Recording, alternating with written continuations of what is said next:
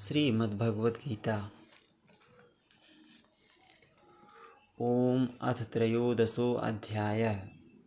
श्री भगवान उवाच। श्री भगवान बोले, इदं शरीरं कौन्तेय क्षेत्रमित्यभिधीयते, एतद्यो वेत्ति तं प्राहुः क्षेत्रज्ञ इति तद्विदः। श्री भगवान बोले, हे अर्जुन, यह शरीर क्षेत्र इस नाम से कहा जाता है। इसको जो जानता है उसको क्षेत्रज्ञ इस नाम से उनके तत्व को जानने वाले ज्ञानी जन कहते हैं। क्षेत्र का यहाँ पे अर्थ यह है, जैसे खेत में बोए हुए बीजों का उनके अनुरूप फल समय पर प्रकट होता है, वैसे ही इसमें बोए हुए कर्मों की संस्कार रूप बीजों का फल समय पर प्रकट होता है, इसलिए इसका नाम क्षेत्र ऐसा कहा है।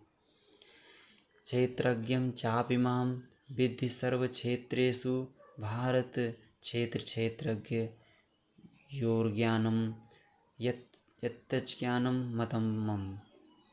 हे अर्जुन, तू सब क्षेत्रों में क्षेत्रज्ञ अर्थात जीवात्मा भी मुझे ही जान, और क्षेत्र क्षेत्रज्ञों अर्थात विकार सहित प्रकृति का और पुरुष का जो तत्व से जानता है वह ज्ञान है, ऐसा मेरा मत है। तत्क्षेत्रं यच्च यादृक्च यद्विकारी यत्तस्य यत् स च तो यत्प्रभावश्च तत्समासेन में शृणु। वह क्षेत्र जो और जैसा है तथा जिन विकारों वाला है, जिस कारण से जो हुआ है, तथा वह क्षेत्रज्ञ भी जो और जिस प्रभाव वाला है, वह सब संक्षेप में मुझसे सुन। ऋषिभिर्बहुधा गीतं छन्दोभिर्विधैः पृथक् ब्रह्मसूत्रपदैश्चैव हेतुमद्भिर्निश्चितैः। यह क्षेत्र और क्षेत्रज्ञ का तत्व ऋषियों द्वारा बहुत प्रकार से कहा गया है, और विविध वेद मंत्रों द्वारा भी विभाग पूर्वक कहा गया है, तथा भली भांति निश्चय किए हुए युक्ति युक्त ब्रह्मसूत्र के पदों द्वारा भी कहा गया है। महाभूतान्य अहंकारो बुद्धिरव्यक्तमेव च इंद्रियाणि दशैकं च पंचचेन्द्रिय गोचराः। 5 महाभूत अहंकार, बुद्धि और मूल प्रकृति भी, तथा 10 इंद्रियां, एक मन और 5 इंद्रियों के विषय अर्थात शब्द, स्पर्श, रूप, रस और गंध। इच्छा द्वेषः सुखं दुःखं संघातश्चेतना धृतिः, एतत् क्षेत्रं समासेन सविकारमुदाहृतम्। तथा इच्छा, द्वेष, सुख, दुख, स्थूल देह का पिंड, चेतना और धृति, इस प्रकार विकारों के सहित यह क्षेत्र संक्षेप में कहा गया है। यहाँ पे चेतना शक्ति शरीर और अंतःकरण की एक प्रकार की चेतना शक्ति है। अमानित्वं दम्भित्वम् अहिंसा क्षान्तिरार्जवम् आचर्योपासनं शौचं स्थैर्यमात्मविनिग्रहः। श्रेष्ठता के अभिमान का अभाव, दंभाचरण का अभाव, किसी भी प्राणी को किसी प्रकार भी न सताना, क्षमा भाव, मन वाणी आदि की सरलता, श्रद्धा भक्ति सहित गुरु की सेवा, बाहर भीतर की शुद्धि, अंतःकरण की स्थिरता और मन इंद्रियों सहित शरीर का निग्रह। यहाँ पे शुद्धि का अर्थ दिया है सत्यता पूर्वक शुद्ध व्यवहार से द्रव्य की और उसके अन्न से आहार की, तथा यथा योग्य बर्ताव से आचरणों की, और जल मृत्तिका आदि से शरीर की शुद्धि को बाहर की शुद्धि कहते हैं। तथा राग, द्वेष और कपट आदि विकारों का नाश होकर अंतःकरण का स्वच्छ हो जाना भीतर की शुद्धि कही जाती है। इंद्रियार्थेषु वैराग्यमन अहंकार एवं जन्म मृत्यु जराव्याध दुख दोषानुदर्शनम। इस लोक और परलोक के संपूर्ण भोगों में आसक्ति का अभाव और अहंकार भी अभाव, जन्म मृत्यु जरा और रोग आदि में दुख और दोषों का बार बार विचार करना, असक्तिरन विस्वंगः पुत्रदार गृहादिषु नित्यं च समचित्तत्व मिष्टानिष्टोपपत्तिषु। पुत्र, स्त्री, घर और धन आदि में आसक्ति का अभाव, ममता का न होना तथा प्रिय और अप्रिय की प्राप्ति में सदा ही चित्त का सम रहना। मयि चानन्य योगेन भक्तिरभ्यचारिणी विभक्त देश से वित्तमम रतिर्जन संसदि। मुझ परमेश्वर में अनन्य योग के द्वारा अभिचारिणी भक्ति। यहाँ पे अभिचारिणी भक्ति का अर्थ यह है केवल एक सर्वशक्तिमान परमेश्वर को ही अपना स्वामी मानते हुए स्वार्थ और अभिमान का त्याग करके श्रद्धा और भाव के सहित परम प्रेम से भगवान का निरंतर चिंतन करना अभिचारिणी भक्ति है। मुझ परमेश्वर में अनन्य योग के द्वारा अभिचारिणी भक्ति तथा एकांत और शुद्ध देश में रहने का स्वभाव और विषयासक्त मनुष्यों के समुदाय में प्रेम का न होना। अध्यात्म ज्ञान नित्यत्वं तत्वज्ञानार्थ दर्शनम एतज् ज्ञानम इति प्रोक्तम ज्ञानम तदतो अन्यथा। अध्यात्म ज्ञान में देखिए, अध्यात्म ज्ञान का क्या अर्थ यह है, जिस ज्ञान के द्वारा आत्म वस्तु और अनात्म वस्तु जानी जाए उस ज्ञान का नाम अध्यात्म ज्ञान है। अध्यात्म ज्ञान में नित्य स्थिति और तत्व ज्ञान के अर्थ रूप परमात्मा को ही देखना, यह सब ज्ञान है और जो इसके विपरीत है वह अज्ञान है, ऐसा कहा है। ज्ञान के लिए क्या दिया गया है?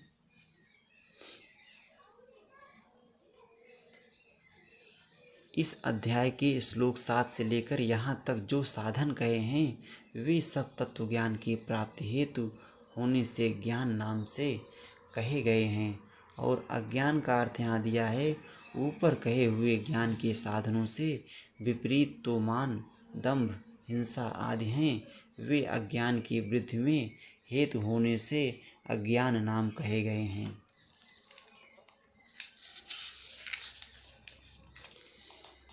ज्ञेयं यत् प्रवक्ष्यामि यज् ज्ञात्वा मृतमश्नुते अनादिमत्परं ब्रह्म न सत्तन्ना सदुच्यते। जो जानने योग्य है तथा जिसको जानकर मनुष्य परमानंद को प्राप्त होता है उसको भली भांति कहूँगा, वह अनादि वाला परब्रह्म ना सत ही कहा जाता है ना असत ही। सर्वतः पाणिपादं तत्सर्वतो अच्छि शिरोमुखं सर्वतः श्रुतिमल्लोके सर्वमावृत्य तिष्ठति। वह सब ओर हाथ पैर वाला, सब ओर नेत्र, सिर और मुख वाला तथा सब ओर कान वाला है, क्योंकि इस संसार में सबको व्याप्त करके स्थित है। आकाश जिस प्रकार वायु, अग्नि, जल और पृथ्वी का कारण रूप होने से उनको व्याप्त करके स्थित है, वैसे ही परमात्मा भी सबका कारण रूप होने से संपूर्ण चराचर जगत को व्याप्त करके स्थित है। सर्वेन्द्रिय गुणाभासं सर्वेन्द्रिय अविवर्जितम असक्तम सर्वभृच्चैव निर्गुण गुण भोक्तृ च। वह संपूर्ण इंद्रियों के विषयों को जानने वाला है, परंतु वास्तव में सब इंद्रियों से रहित है, तथा आसक्ति रहित होने पर भी सबका धारण पोषण करने वाला और निर्गुण होने पर भी गुणों को भोगने वाला है। बहिरन्तस्य भूतानां चरमेव च सूक्ष्मत्वात् तद्विज्ञेयं दूरस्थं चान्तिके च तत्। वह चराचर सब भूतों के बाहर भीतर परिपूर्ण है और चर अचर भी वही है, और वह सूक्ष्म होने से अभिज्ञेय है तथा अति समीप में और दूर में भी स्थित वही है। अभिज्ञेय का अर्थ यह है, जैसे सूर्य की किरणों में स्थित हुआ जल सूक्ष्म होने से साधारण मनुष्यों के जानने में नहीं आता, वैसे ही सर्वव्यापी परमात्मा भी सूक्ष्म होने से साधारण मनुष्यों के जानने में नहीं आता। समीप में का अर्थ यह है, वह परमात्मा सर्वत्र परिपूर्ण और सबका आत्मा होने से अत्यंत समीप है। और दूरस्थ में का अर्थ यह है, दूर में का श्रद्धा रहित अज्ञानी पुरुषों के लिए न जानने के कारण बहुत दूर है।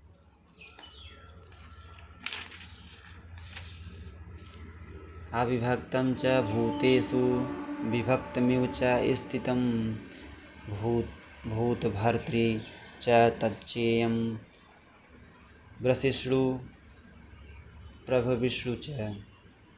वह परमात्मा विभाग रहित एवं रूप से आकाश के सदृश परिपूर्ण होने पर भी चराचर संपूर्ण भूतों के विभक्त सा स्थित प्रतीत होता है, तथा वह जानने योग्य परमात्मा विष्णु रूप से भूतों को धारण पोषण करने वाला और रुद्र रूप से संहार करने वाला तथा ब्रह्म रूप से सबको उत्पन्न करने वाला है। यहाँ पे देखिए, जैसे महाआकाश विभाग रहित स्थित हुआ भी घड़ों में पृथक पृथक के सदृश प्रतीत होता है, वैसे ही परमात्मा सब भूतों में एक रूप से स्थित हुआ भी पृथक पृथक की भांति प्रतीत होता है। ज्योतिषामपि तज्ज्योतिस्तमसः परमुच्यते ज्ञानं ज्ञेयं ज्ञानगम्यं हृदि सर्वस्य विशिष्टितम्। वह परब्रह्म ज्योतियों का भी ज्योति एवं माया से अत्यंत परे कहा जाता है। वह परमात्मा बोध स्वरूप जानने के योग्य एवं तत्व ज्ञान से प्राप्त करने योग्य है और सबके हृदय में विशेष रूप से स्थित है। इति क्षेत्रं तथा ज्ञानं ज्ञेयं चोक्तं समासतः मद्भक्तः एतद्विज्ञाय मद्भावायोपपद्यते। इस प्रकार क्षेत्र तथा ज्ञान और जानने योग्य परमात्मा स्वरूप संक्षेप से कहा गया है। यह मेरा भक्त इसको तत्व से जानकर मेरे स्वरूप को प्राप्त होता है। प्रकृतिं पुरुषं चैव विध्यनादि उभावपि विकारांश्च गुणांश्चैव विधि प्रकृति संभवान। प्रकृति और पुरुष इन दोनों को ही तू अनादि जान और राग द्वेषादि विकारों को तथा त्रिगुणात्मक संपूर्ण पदार्थों को भी प्रकृति से ही उत्पन्न जान। कार्यकरण कर्तृत्वे हेतु प्रकृतिरुच्यते पुरुषः सुख दुखानां भोक्तृत्वे हेतुरुच्यते। कार्य और करण को उत्पन्न करने में हेतु प्रकृति कही जाती है और जीवात्मा सुख दुखों के भोक्तापन में अर्थात भोगने में हेतु कहा जाता है। देखिए यहाँ पे कार्य का क्या अर्थ दिया गया है। आकाश, वायु, अग्नि, जल और पृथ्वी तथा शब्द, स्पर्श, रूप, रस, गंध इनका नाम कार्य है। करण का क्या अर्थ दिया गया है। बुद्धि, अहंकार और मन तथा श्रोत्र, त्वचा, रसना, नेत्र और घ्राण एवं वाक, हस्त, पाद, उपस्थ और गुदा इन 13 का नाम करण है। पुरुषः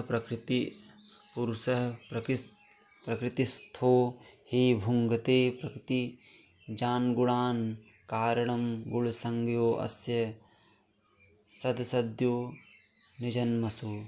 प्रकृति में स्थित ही पुरुष प्रकृति से उत्पन्न त्रिगुणात्मक पदार्थों को भोगता है। यहाँ पे प्रकृति का देखिए क्या अर्थ किया है।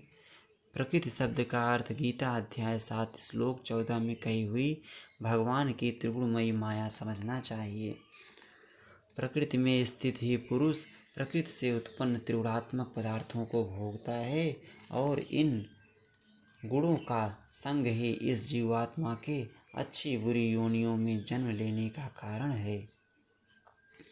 सत्व गुण के संग से देव योनि में एवं रजोगुण के संग से मनुष्य योनि में और तमोगुण के संग से पशु आदि नीच योनियों में जन्म होता है।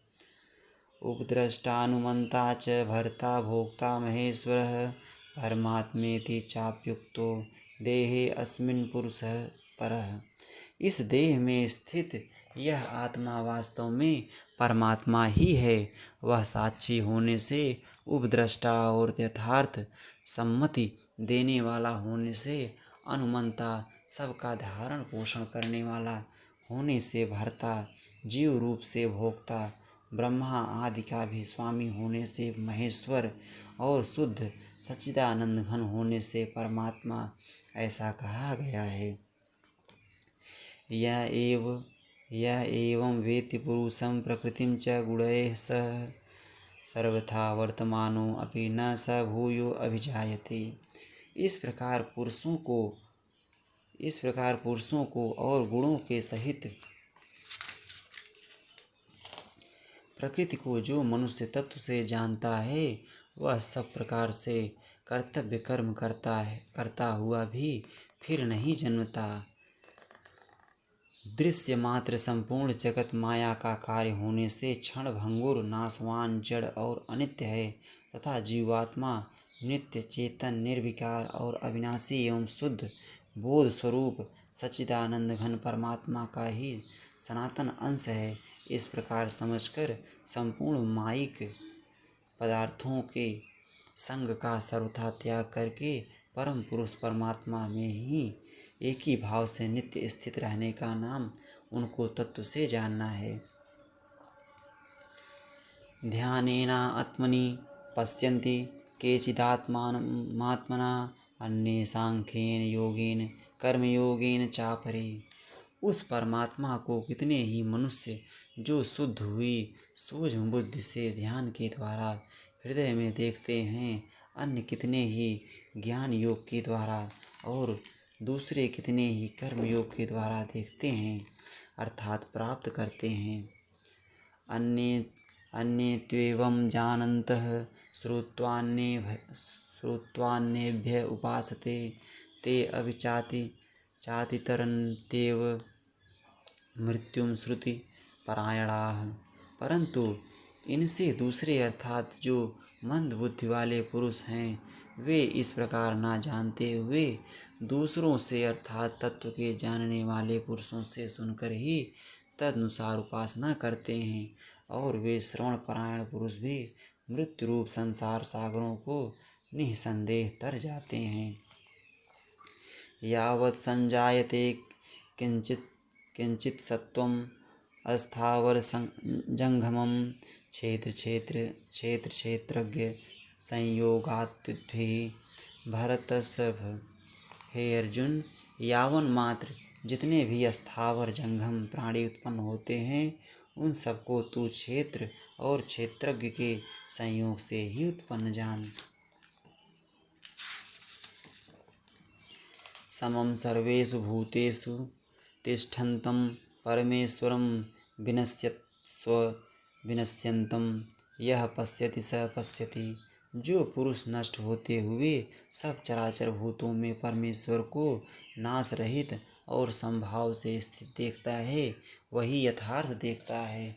समं पश्यन्ति सर्वत्र समवस्थितं तमीश्वरं न हिनस्त्यात्मात्मानं यतो याति परां गतिम्। क्योंकि जो पुरुष सब में समभाव से स्थित परमेश्वर को समान देखता हुआ अपने द्वारा अपने को नष्ट नहीं करता, इससे वह परम गति को प्राप्त होता है। प्रकृत्यैव च कर्माणि क्रियमाणानि सर्वशः यः पश्यति तथात्मानं कर्तारं स पश्यति।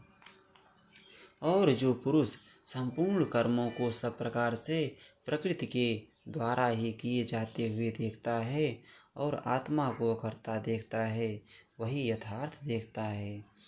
यदा भूत पृथग् भावमेकस्थ मनुपश्यति ततएव च विस्तारं ब्रह्म संपद्यते तदा। जिस क्षण यह पुरुष भूतों के पृथक पृथक भाव को एक परमात्मा में ही स्थित तथा उस परमात्मा से ही संपूर्ण भूतों का विस्तार देखता है, उसी क्षण वह सच्चिदानंद घन ब्रह्म को प्राप्त हो जाता है। अनादित्वा गुणत्वात् परमात्म अमव्ययः शरीरस्थो अपि कौन्तेय न करोति न लिप्यते। हे अर्जुन, अनादि होने से और निर्गुण होने से यह अविनाशी परमात्मा शरीर में स्थित होने पर भी वास्तव में न तो कुछ करता है और न लिप्त ही होता है। यथा सर्वगतं सौक्ष्म्यादाकाशं नोपलिप्यते सर्वत्रावस्थितो देहे तथात्मा नोपलिप्यते। जिस प्रकार सर्वत्र व्याप्त आकाश सूक्ष्म होने के कारण लिप्त नहीं होता, वैसे ही देह में सर्वत्र स्थित आत्मा निर्गुण होने के कारण देह के गुणों से लिप्त नहीं होता। यथा प्रकाशयत्येकः कृत्स्नं लोकमिमं रविः क्षेत्रं क्षेत्री तथा कृत्स्नं प्रकाशयति भारत। हे अर्जुन, जिस प्रकार एक ही सूर्य इस संपूर्ण ब्रह्मांड को प्रकाशित करता है, उसी प्रकार एक ही आत्मा संपूर्ण क्षेत्र को प्रकाशित करता है। क्षेत्रक्षेत्रज्ञोरेवंतरं ज्ञानचक्षुषा भूत प्रकृतिमोक्षं च ये विदुर्यान्ति ते परम। इस प्रकार क्षेत्र और क्षेत्रज्ञ के भेद को तथा कार्य सहित प्रकृति से मुक्त होने को जो पुरुष ज्ञान नेत्रों द्वारा तत्व से जानते हैं, वे महात्मा जन परम ब्रह्म परमात्मा को प्राप्त होते हैं। देखिए, यहाँ भेद का क्या अर्थ दिया है। क्षेत्र को जड़, विकारी, क्षणिक और नाशवान तथा क्षेत्रज्ञों को नित्य, चेतन, अविकारी और अविनाशी जानना ही उनके भेद को जानना है। ओम तत्सदिति श्रीमद्भगवद्गीतासु उपनिषत्सु ब्रह्म विद्यायां योगशास्त्रे श्रीकृष्ण अर्जुन संवादे क्षेत्र क्षेत्रज्ञ विभाग योगो नाम त्रयोदशोऽध्यायः। श्री राधा वल्लभ।